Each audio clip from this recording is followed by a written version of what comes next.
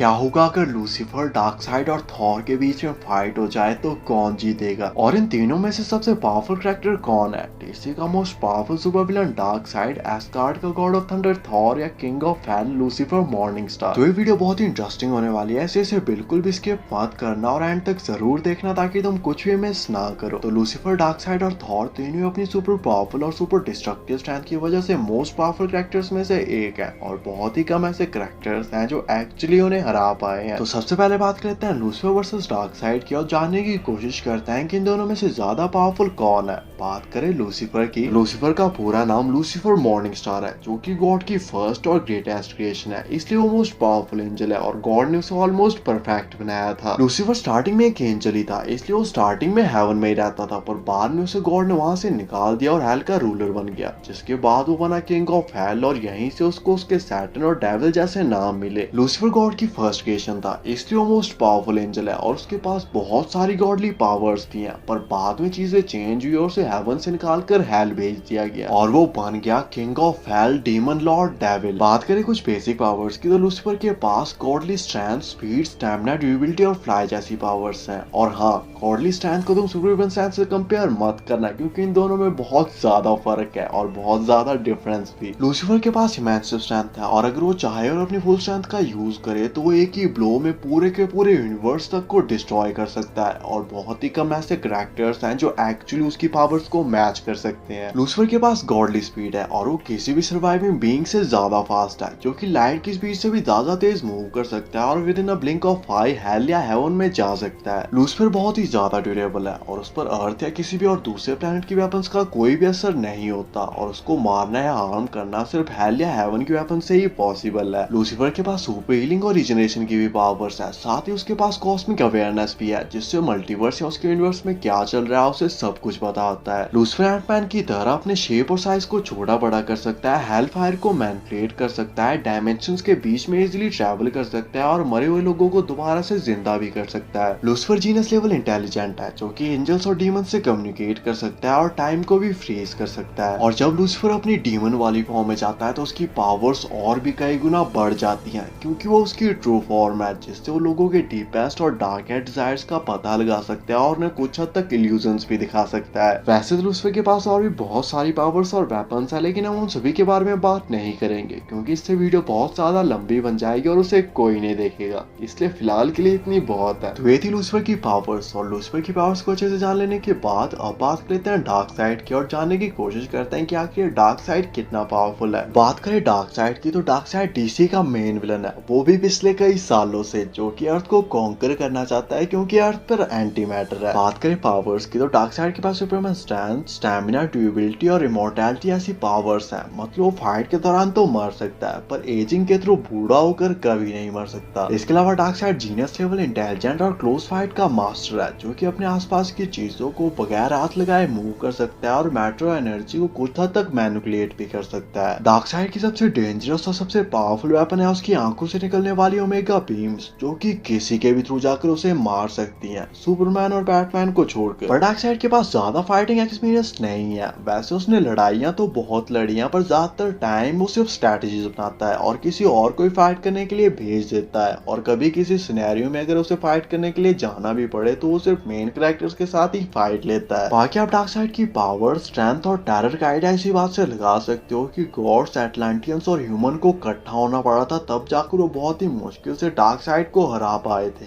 और अब डार्कसाइड की पावर्स और भी ज्यादा बढ़ चुकी हैं। तो ये थी डार्कसाइड की पावर, और डार्कसाइड और लूसीफर की पावर्स को अच्छे से जान लेने के बाद अब बात करते हैं फाइट कंपैरिजन की और जानने की कोशिश करते हैं कि इन दोनों में से ज्यादा पावरफुल कौन है और क्या डार्कसाइड लूसीफर को हरा सकता है। तो डार्कसाइड बहुत ही पावरफुल कैरेक्टर है, जिसने हजारों लड़ाइयां लड़कर लाखों प्लैनेट्स को कॉन्कर किया है, और अब वो अर्थ को कॉन्कर करना चाहता है क्योंकि अर्थ पर एंटी मैटर है। बस दिक्कत ये है कि उसे ये नहीं पता कि अर्थ यूनिवर्स के किस कोने में है। और डार्कसाइड के टेरर और पावर का आइडिया आप इस बात से लगा सकते हो कि जब वो पिछली बार अर्थ पर आया था तो गॉड्स, एटलांटियंस और ह्यूमंस को मिलकर उसका सामना करना पड़ा था, और तब जाके बहुत ही मुश्किल से वो डार्कसाइड को हरा पाए थे। लेकिन अगर वहां पर उसका wait devil from hell Lucifer morning star कर रहा होता तो वो दोबारा धरती की तरफ देखता भी नहीं, अगर जिंदा बचता तो। डार्कसाइड बहुत ही पावरफुल कैरेक्टर है, जो कि अपने एक ही अटैक में पूरे के पूरे प्लेनेट तक को डिस्ट्रॉय कर सकता है, पर दूसरी तरफ लूसीफर अपने एक ही अटैक में उस प्लेनेट के साथ साथ उस प्लेनेट के पूरे यूनिवर्स तक को डिस्ट्रॉय कर सकता है। डार्कसाइड ड्यूरेबल तो बहुत है, लेकिन अगर लूसीफर अपनी फुल स्ट्रेंथ के साथ उस पर एक पंच मारे तो डार्कसाइड का उस पंच को सर्वाइव करना भी ऑलमोस्ट इम्पॉसिबल हो जाएगा। डार्कसाइड की किसी भी वेपन का लूसीफर पर कोई भी असर नहीं होगा, क्योंकि अर्थ या किसी भी और प्लेनेट की वेपन का लूसीफर पर कोई भी असर नहीं होता और उसको मारना या हार्म करना सिर्फ हेल या हेवन की वेपन से ही पॉसिबल है। इसलिए डार्कसाइड की किसी भी वेपन का लूसीफर पर कोई भी असर नहीं होगा, जबकि लूसीफर एक ही सेकंड में डार्कसाइड को मार सकता है, उसकी सोल को मैनिपुलेट कर सकता है, डिस्ट्रॉय कर सकता है और उसकी सोल को हेल में ट्रैप भी कर सकता है। इन द एंड डीसी का most powerful super villain dark side Lucifer को ना ही मार सकता है, ना ही हरा सकता है, ना ही हार्म कर सकता है, जबकि लूसीफर डार्कसाइड को मार भी सकता है और हार्म भी कर सकता है, जो कि डिपेंड करेगा कि लूसीफर अपने पंच में अपनी कितनी पावर का यूज कर रहा है। इसलिए लूसीफर इस फाइट का एक अल्टीमेट विनर होगा और फाइट में चाहे जो भी हो जीतेगा एंड में लूसीफर। तो बात लेते हैं लूसीफर वर्सेस थॉर की और जानने की कोशिश करते हैं कि इन दोनों में से ज्यादा पावरफुल कौन है।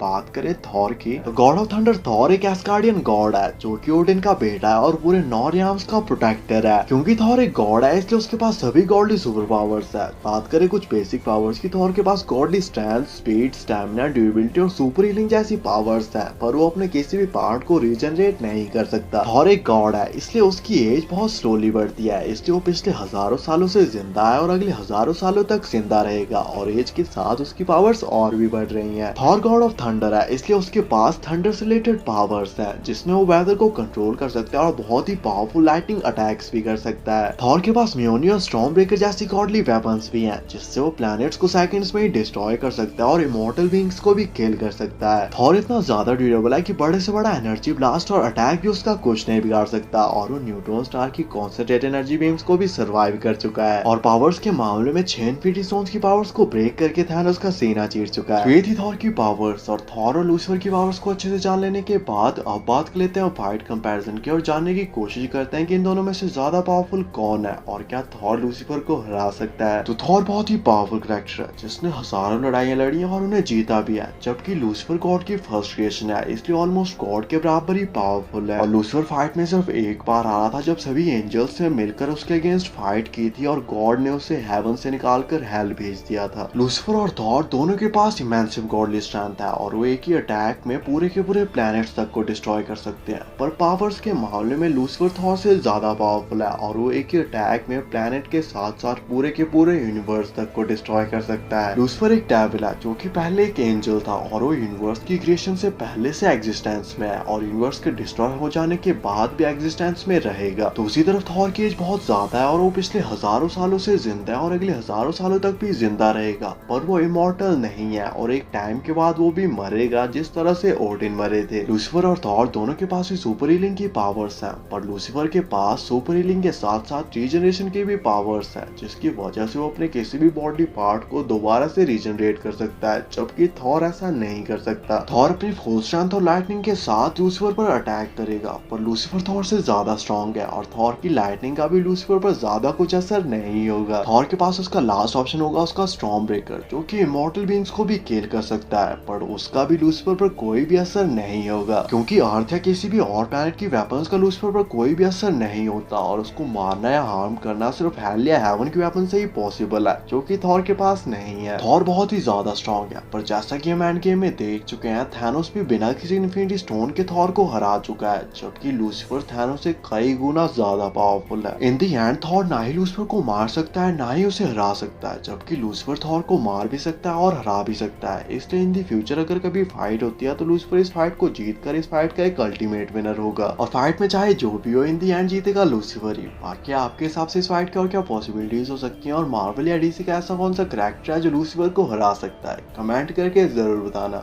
ऐसी अमेजिंग वीडियोस के लिए चैनल को सब्सक्राइब कर देना एंड थैंक्स फॉर वॉचिंग।